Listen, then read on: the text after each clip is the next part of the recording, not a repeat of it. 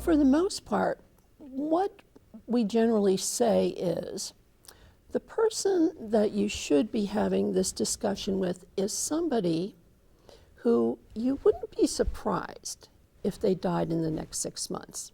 Someone with, let's say, an advanced state of cancer, not an early stage of cancer, people with a whole lot of problems. You ought to have this discussion, okay? And that discussion should basically be what you would want if. And that if is largely big things go wrong. In general, I think we can say that most of us, if it's fixable, fix it. But if it's not going to be fixable, for heaven's sakes, don't enter me down that pathway where we're going to start more testing that is potentially harmful, start more procedures that are potentially dangerous, and perhaps the most important of all of these, put me in a place where I'm likely to get an infection that will never be cured, food that is historically unpalatable, and in a foreign and strange situation. By that I mean the hospital. It is easier to not start down this pathway than it is to withdraw it for many reasons: emotional, medical, spiritual. I do have to tell you that most people, once they do it against advice, find out that it was the wrong decision. Are we ever wrong about that? Yes, we are. Is that common? Not at all. Very, very, very rare.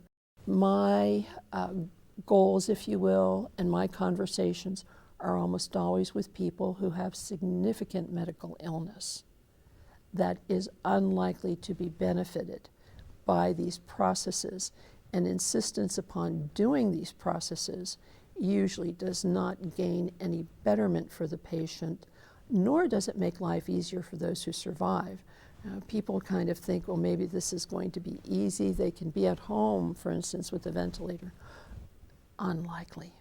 I think the pragmatic part of that is when the things that people are doing to you, and by people I mean when the standard medical procedure isn't getting you better, that's a hint. that tells you that maybe this isn't going to work. The other pragmatic portion of that is when things reoccur. For instance, when you have congestive heart failure over and over and over again, and every time you have congestive heart failure, which is a failing of the heart to meet the needs of the body, part of that is you're not meeting the needs of the rest of your organs and your brain. So you're getting sicker and sicker and sicker. So the first thing is when things aren't going well, or when the things that are being done to you are more harmful than helpful. A good example of that would be an advanced stage cancer, where the chemotherapy might be more harmful. You might have a choice between living for 6 months with no side effects or living for 8 months in tremendous pain, in tremendous fear. You might be living in the hospital most of the time. So a little bit of both. It's a little bit of the science and a little bit of the art. The art is asking yourself, what do I want to do? And this is you. You are what I call the driver of the bus. And with you driving the bus, things are always going to go well, regardless of what your choice is, provided you're at least sentient. That's the other thing that's very important, is that many people in advanced illnesses lose their ability to make decisions. And that's why I think that you have to share your thoughts with the people that mean the most to you.